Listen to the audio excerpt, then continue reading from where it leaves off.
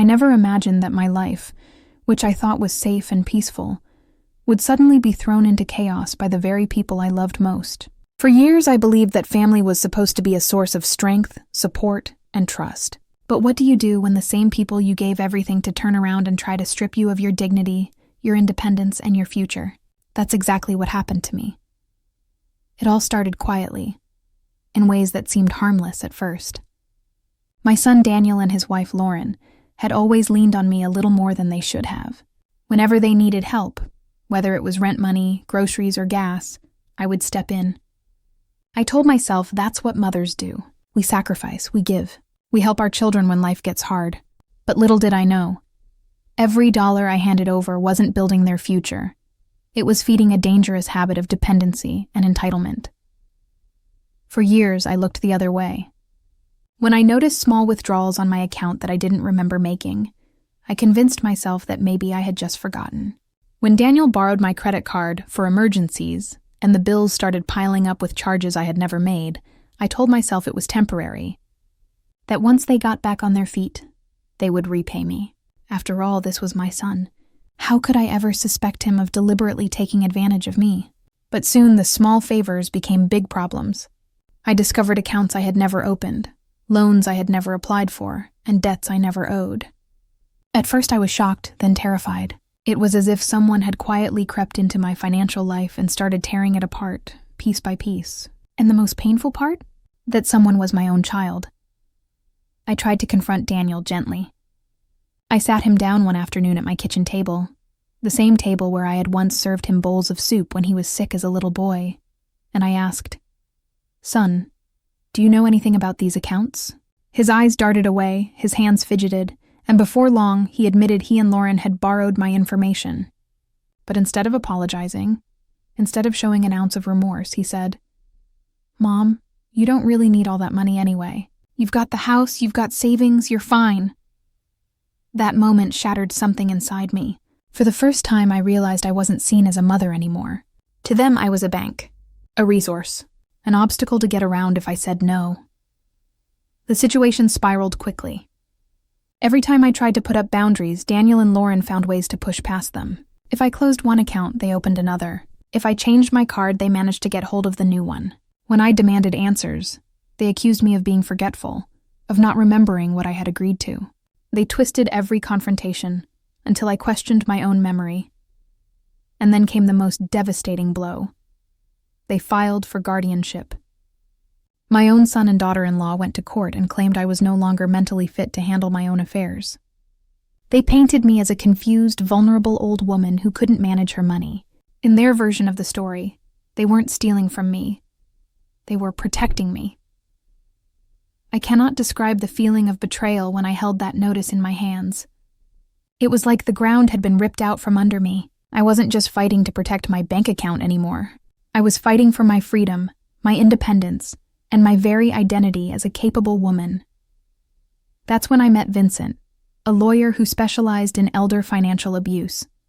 He sat across from me in his office, his expression calm but firm, and said words that I will never forget. "You are not crazy. You are not incompetent. You are being abused, and we are going to prove it." For the first time in years, I felt a flicker of hope. Vincent worked tirelessly. He gathered bank statements, medical records, testimony from my doctor, and even affidavits from neighbors who had seen me managing my home and finances with no issue. Piece by piece, he built the case that revealed the truth. I was perfectly capable. The only people who had acted irresponsibly were Daniel and Lauren. The court hearings were some of the hardest days of my life. Sitting there, across the room from my son, the boy I once held in my arms, the boy I thought would always love me, I listened as he lied about me. He said I was forgetful, reckless, and incapable. He said I couldn't be trusted with my own life. Every word cut deeper than a knife. But then it was my turn. I stood, my voice trembling at first but growing stronger with every sentence, and I told the judge everything. About the accounts I never opened, the debts I never created, the manipulation, the fear, the betrayal. And when Vincent presented the mountain of evidence, it was undeniable. The truth was laid bare for everyone to see. The courtroom was silent as the judge leaned forward, scanning the evidence spread across his desk. For a long moment, no one spoke. I could hear my own heartbeat, pounding in my ears as I waited for his words. Finally, he set his glasses down and looked directly at Daniel and Lauren. His voice was calm, steady, but it carried the weight of authority that left no room for argument. "This is not guardianship," he said firmly. "This is exploitation. This is abuse." My breath caught in my throat. I felt my chest tighten, but this time it wasn't from fear. It was from relief. The judge rejected their petition completely. He declared that I was mentally competent, fully capable of managing my own affairs, and that Daniel and Lauren had acted out of greed, not concern. But he didn't stop there. He ordered them to repay every dollar they had stolen, $25,000 plus interest and legal costs. He ordered the fraudulent accounts to be closed and my credit record restored. And to protect me further, he issued a restraining order. Daniel and Lauren were not allowed to contact me directly for 1 full year. If they wanted to speak to me at all, it would have to be through lawyers. For the first time in years, I felt like someone had fought for me. Someone had believed me. Justice had finally seen the truth. Walking out of that courtroom, Vincent placed a reassuring hand on my shoulder. "It's not over yet," he reminded me. "The repayments will take time and they may resist. But the law is on your side now. If they fail to comply, they'll face contempt charges. You're protected." That night, I sat in my armchair by the window with a cup of tea, watching the garden I had tended for so long. The flowers were blooming. The bright red begonias, the proud white geraniums, all standing tall as if they too had survived a storm. For the first time in 2 long years, I allowed myself to breathe. My money was safe. My house was protected. My life was mine again. But even in that moment of peace, a deep sadness weighed on me. I had won the battle, yes. I had secured my future, yes. But what I lost could never be restored. I had lost my son, the boy I had once rocked to sleep in that very armchair. The boy I had fed, clothed, and supported all his life. He was gone. In his place stood a man who had tried to have me declared incompetent for money. A man who valued greed over family. It was a victory, but it came with a broken heart. Over the next few months, the repayments began arriving, just as the court had ordered. Vincent supervised everything, ensuring there were no delays, no excuses. Slowly, my bank account began to recover, but something else was happening too. Something unexpected. Our conversations, which had started strictly as legal discussions, began to drift into something more personal. He would come by to drop off paperwork, but stay a little longer for coffee. We would sit in the garden and talk about books, politics, and the things we had lost and gained in life. I learned he had been a widower for 5 years, that he had 3 grown children who lived in other cities, that he loved gardening just as much as I did. One afternoon, as he admired the bougainvillea climbing along my fence, he asked, "How do you get them to grow so beautifully?" "Patience and care," I replied with a smile, "like everything else in life." Little by little, what began as lawyer and client grew into companionship. His visits became less about documents and more about laughter, memories, and hope. I felt something I hadn't felt in years, valued, not for my money, but for who I was as a woman. One Sunday afternoon in October, we sat on the patio with tea and homemade cookies. The air was cool, and the garden glowed in the soft autumn sun. Vincent looked at me for a long moment before finally reaching across the table and taking my hand. His touch was warm, steady, and filled with a sincerity that made my heart race in a way I hadn't felt in decades. "Sylvia," he said gently, "these months with you have been the happiest I've had since I lost my wife. You've reminded me that life can still be beautiful at our age. You've given me back the hope I thought I had lost, and the faith that good people still exist who don't want to take advantage of me. Does it seem foolish that a 62-year-old lawyer is falling in love with his 70-year-old client?" I laughed softly, though my eyes filled with tears. "It doesn't seem foolish at all," I whispered. "It seems wonderful. Because right now, I feel like a young girl with butterflies in her stomach." 6 months later, we were married in a quiet, intimate ceremony. Only 4 people were present: myself, Vincent, my dear friend Elma as my witness, and Vincent's brother as his. The judge who officiated smiled kindly as we exchanged vows. There were no extravagant decorations, no crowds of guests, no unnecessary distractions. It was simple. It was perfect. It was ours. After the wedding, Vincent moved into my house. He brought his books, his plants, and a quiet joy that spread through every corner. Together, we transformed Robert's old study into a shared library, lining the shelves with his legal texts and my novels. Together, we replanted the garden, filling it with new colors and life. And together, we built routines that gave us peace. Morning walks, shared meals, evenings spent reading side by side. Vincent continued his legal work, but with a new purpose.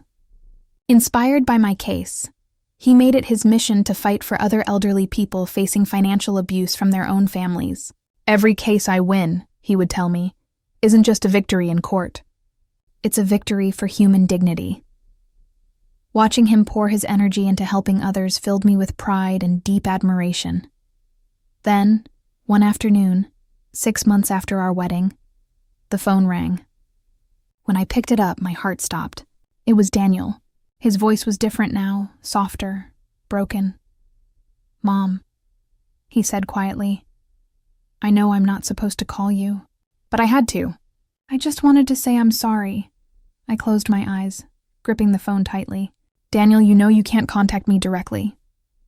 "I know," he admitted, his voice trembling. "But I needed you to hear this. Lauren left me. She found someone else and took everything we had left after the lawsuit.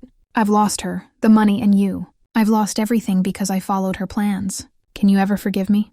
A wave of sorrow washed over me. Despite everything, he was still my son, the boy I had raised. But I was no longer the woman who could be manipulated with guilt and promises. "I've already forgiven you, Daniel," I said softly. "But forgiveness doesn't mean forgetting. And it doesn't mean things will go back to how they were. Maybe one day we can build some kind of relationship again. But only if you prove you've changed, not because you need me or my money." There was silence on the line. Then he whispered, "I understand." And just like that, the call ended. I never heard from him directly again. Through others, I learned he had moved to another city, taken a modest job, and was trying to rebuild his life from scratch. A part of me still hopes that one day he'll truly become the man I believed he could be, but I no longer wait for it. I no longer put my life on hold, hoping someone else will change. Because now I have a full life. A life of my own choosing. With Vincent by my side, my days began to shine in a way I had once thought impossible. We traveled when we could. Not to distant lands full of noise and chaos, but to places that fed our souls. Quiet towns, blooming gardens, little corners of the world that reminded us life could still be gentle. We read together in the evenings, sometimes in silence, sometimes pausing to share a line that moved us. We worked in the garden, planting and nurturing flowers that seemed to mirror the second chance we had both been given. His children visited when they were in town, and I welcomed them with warmth. They reminded me of what family could be when love was not twisted by greed. For the first time in years, I felt part of something genuine. No secrets, no manipulation, just respect, affection, and the simple joy of sharing a life. At 72 years old, I had learned one of life's most powerful lessons. It is never too late to defend your dignity. Never too late to say no. Never too late to start again. I had lost a great deal. Money, trust, even my only son. But in that loss, I had gained something far greater. I had gained freedom. I had gained self-respect. And against all odds, I had gained love. Real love. At the most unexpected time of my life. Each morning, I wake up in my own home, with my money safe in my account, and a man beside me who loves me not for what I have, but for who I am. It is a victory sweeter than I ever imagined possible. Life taught me something that will stay with me forever. Sometimes, to truly gain everything, you must first be willing to lose everything. And now I want to leave you with a question. If you were in my place, betrayed by those you loved most, forced to fight for your dignity and your future, what would you have done? Would you have had the strength to walk away, or would you have tried to hold on? I want to hear from you. Share your thoughts in the comments, because every story adds to the lessons we can learn together. If you liked my story, you can support me by sending a super thanks. It helps me keep writing and sharing more stories like this one. I'm so grateful for all of you who listen and care. On the screen now, you'll see 2 more life stories that I know you'll love. Don't forget to subscribe so you won't miss the next one. With love and gratitude, until next time.